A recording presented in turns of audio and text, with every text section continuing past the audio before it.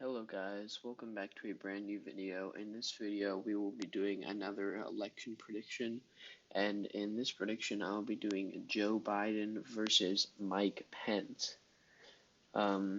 This would be if Mike Pence were to take over as president if Trump were removed from office from the impeachment by the Senate, which isn't going to happen. There's like a 0.001% chance that will happen, but hypothetically, if it did, Mike Pence would become the 46th president of the United States, and we will be doing an election prediction with Mike Pence versus Joe Biden. So we'll start off by filling these safe states, the safe that would go to him.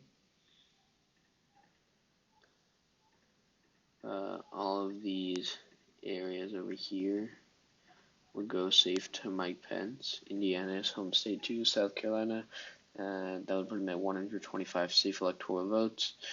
Then all these safe places for Joe Biden: Illinois, New York, Vermont, Massachusetts, Rhode Island, Connecticut, New Jersey, Delaware, Maryland, D.C., and Hawaii. So that would give Joe Biden 182 safe electoral votes and Mike Pence 125 safe electoral votes. So now let's start doing the likely, lean, and tilt states to either candidate. So we'll go over Nevada here. I think Nevada would be likely.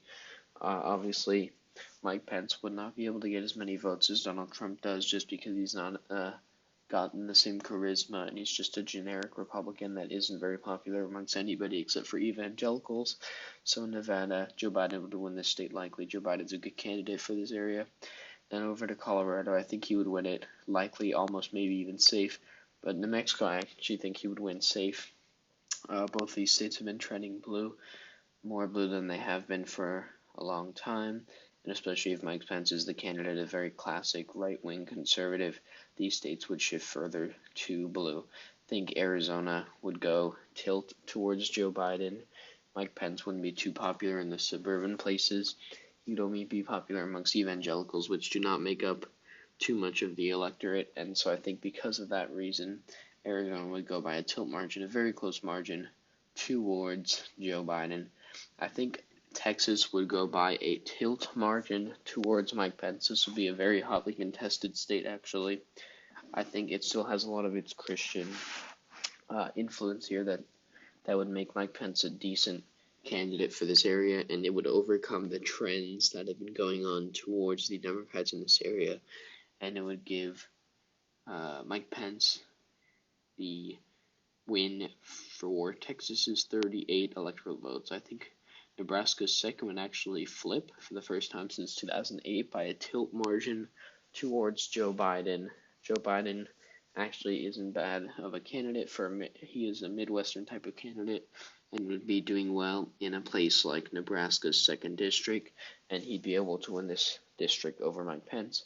Going over to Iowa here, I think he would be able to win it by a tilt margin. He won it both times with Obama, and I think he would be able to win it again in the 2020 election, especially against a weaker candidate like Mike Pence. I consider him to be a weaker candidate. Going down here to Georgia, this is a tough one. I'll give this one to Mike Pence by a very, very close razor-thin tilt margin towards Mike Pence. I think the Christian evangelical support, Mike Pence might be able to get enough of it over Joe Biden, who actually does have support, especially amongst the black community, but also amongst evangelical Christians, to get voters out in Georgia and get him over the top by a tilt margin. Although I do think Florida will go to Joe Biden by a lean margin. Mike Pence is not a good candidate for this area. The Latino and the Miami-Dade, Broward County, Mike Pence would just not be able to get any votes out of this area. And I think because of that, it would give Joe Biden a resounding victory, probably by 3 to 4 points here, which would be a flip back for the Democrats. I think North Carolina would go by a tilt margin towards Mike Pence. I want to give this to Joe Biden, even I think this will also be razor thin. I don't think, of all places, this is the place where Joe Biden would put most of his attention if this were to be the election. But I think that Mike Pence would just get over the top here. Then with Virginia, I think Virginia would go to Joe Biden by a likely margin. The establishment Democrats love Joe Biden, as I've mentioned before, and they would propel him over the top, especially against a weak candidate like him. Maine at large, I think, would be safe. Maine's first would be safe, and I think Maine's second would be lean.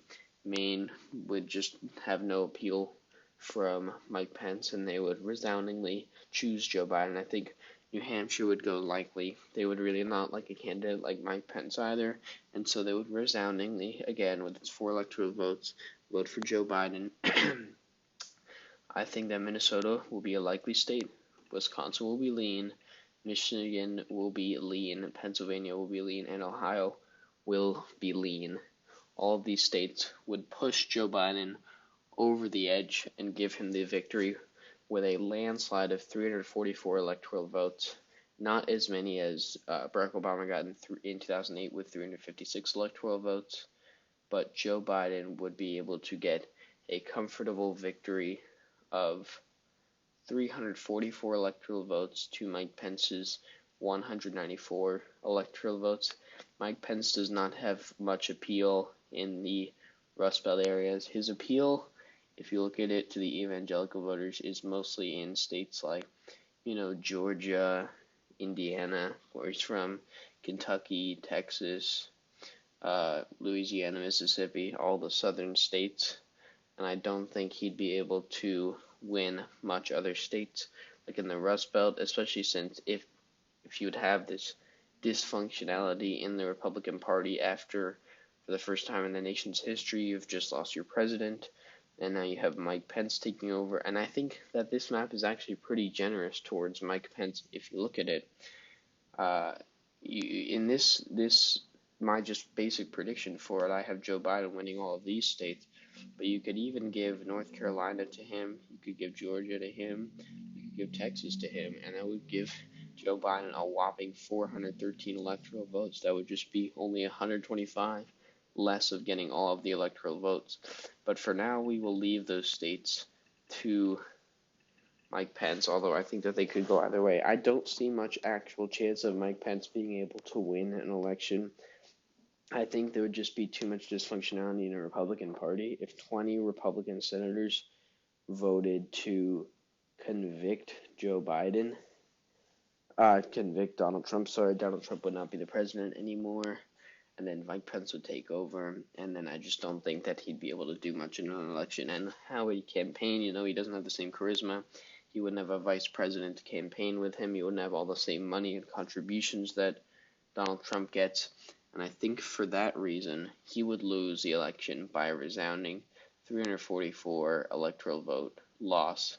Joe Biden would get 344, and he would get 194, and then Joe Biden would actually become the 47th president of the United States. So that is the end of this video. I hope you all enjoyed. Thank you for watching, like and subscribe, and I'll see you guys later.